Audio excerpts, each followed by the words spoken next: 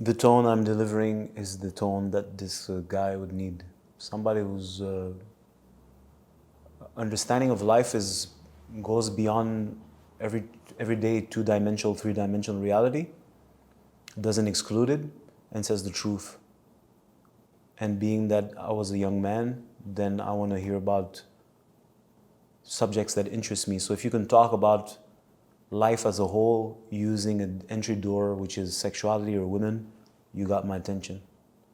But at the time, I didn't need that. I was trying to get away from women. But what made it work for me is that my teachers spoke about the macro truth, which is what I knew in the depth of my being, and I needed to hear it. I needed somebody to confirm it for me. I needed somebody to speak it. I needed somebody to look in my eyes, and I could see in their eyes, oh, this dude understands me. I'm not crazy. And present me a path. That's what I needed. That's what I got also. Didn't expect to find what I found, but I got what I asked for. So in today's day and age, things have changed. The world has changed. I don't need to say how it's changed. Just look around. If you've been here longer, you've seen how it's changing. It changes so fast. We adapt also. We don't have a choice. We adapt very fast, and we very quickly forget how life used to be once upon a time. So now everybody's at home. Everybody's stuck inside. The obsessions have risen. Men are more obsessed than before. Men watch more porn than before. Men masturbate and consume games and porn and all this nonsense more than before. The media is more pornographic or sluttish, if we can call it like this. The sexual tension has risen to such a degree. The youth is less and less interacting with one another. So the sexual tension is essentially has grown. Dare I say almost exponentially over the past 10 years, 20 years. It's quite something to see. I'm seeing it. I can witness it to whatever degree I'm around it. So in the 90s, yeah, there was a thing called feminism, but it was nothing. It was a special course in university if you're really interested in this. It existed, but whatever, nobody cared. So-called homosexual rights, come on. None of that was there. And over the past 10 years, 12 years, it started to take all the space. So you have this feminism everywhere, this cancel culture everywhere. The men are toxic. This wasn't there when I was around. So all this is like squeezing men more to a degree that's, I experience it, but I'm older, I have more experience. I know how to navigate and understand mind control. I've gone through this. Most haven't, so they're being squeezed to such a degree. I really sympathize with them and their pain. This is not to exclude what women are undergoing, but now I'm speaking about men particularly. It's a tough place to be. Everywhere around you, you're being crushed.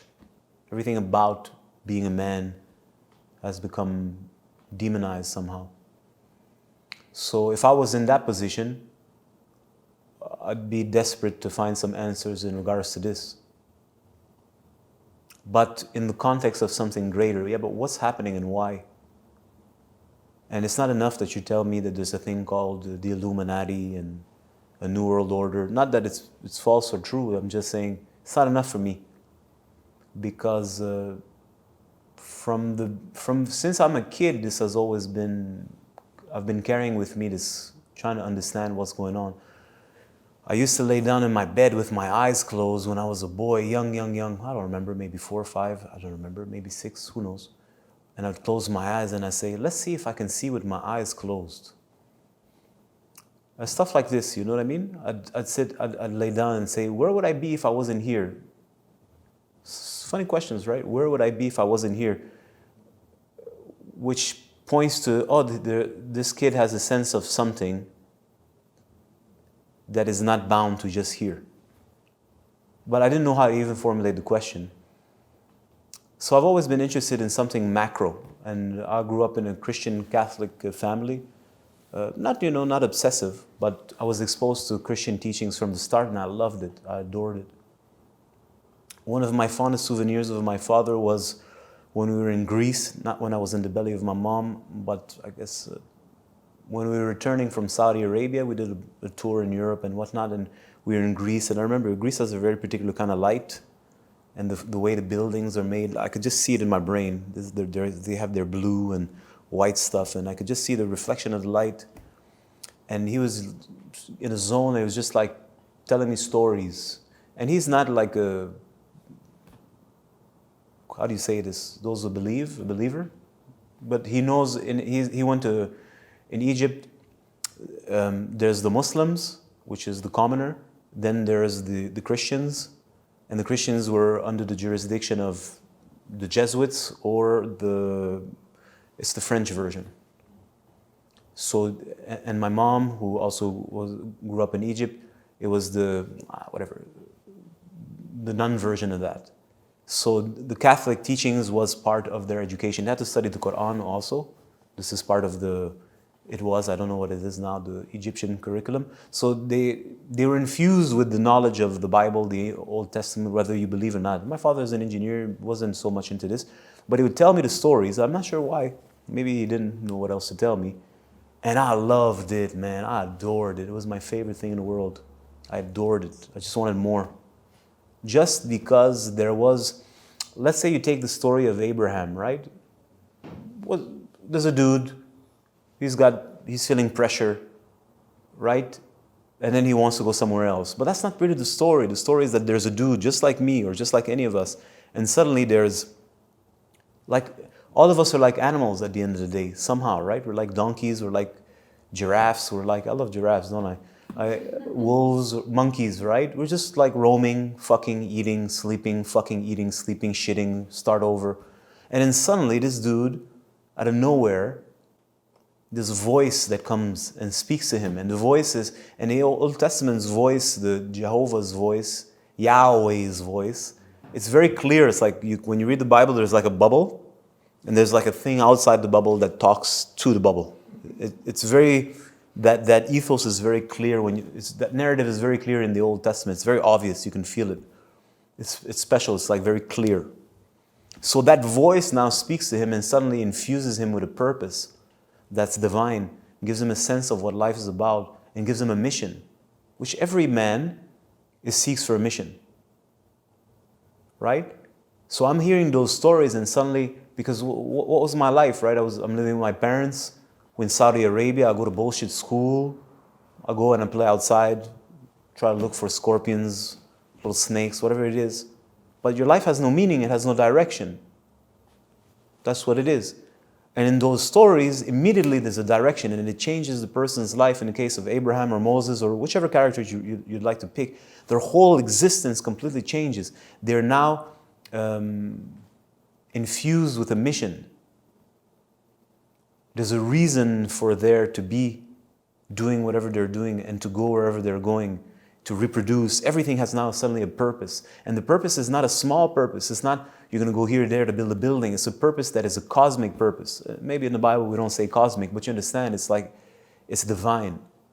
It relates to God, His creation, your place in it, and the resolution of the conflict. So I was listening to these stories because there's none of that around us besides Star Wars, and I'll tell you about Star Wars. I'm talking about the original Star Wars, right? So you listen to that, and I was like, I love this, I love this, I love it, I love it. I wanted more and more and more and more. And when we came back to Canada and we'd had to go back to school, there was like at the time you were allowed to have religion classes. I'm like going to religion classes. I loved it because they talked about God. It was the only 45 minutes or an hour a week where we talk about something that interests me, right? If the teacher sucks, it sucks. At some point we had a sucky teacher that make us memorize questions and answer. I hated it. But some other teachers, they would just tell us stories or make us think or look or explore different religions. And although it was very shallow and nonsense, and I ended up doing it on my own when I became a grown-up, at least for the first time in the whole week, we're talking about something that, in my opinion, has meaning. Right, besides sports.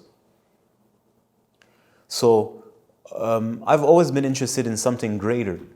So if that teacher, when you listen to the Manosphere, it's great. They're talking about interesting things. Some of the things that we can arguably say they're true. It doesn't really matter, but there's no context. There's nothing bigger about it. So what would I be looking for if I was 21 again, or 19 or 18, it's like, well, talk to me about my situation, talk to me about the condition of the world, talk to me about what's happening, but I need you to put it in a greater context. I need you to make this cosmic. I need to understand at a big level, the big picture, what's happening. Because that's what I really care about. Now, I've noticed, I always thought that it should be like this for everybody, but I discovered this is not everyone who's like this. Most people are not. I don't want to say they're superficial or materialistic in a negative way. Not at all. It's just, most people are not like this. But some people are like this. Why? It's another question, but I'm like this. And it's not like, that's why I said how I was when I was a kid, meaning it was not trying to be cool or have like a personality or be somebody. It was just innate in me. I didn't have no brothers and sisters, so I spent a lot of time by myself, and I'd think just like that. That thinking process was always there.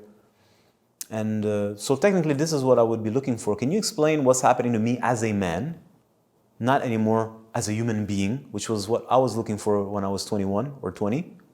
Now it's like, I don't care about human being. As a human being, as a man, what's happening to us, me as a man? Why? And what the fuck am I supposed to do? And how? I hope that answers the question.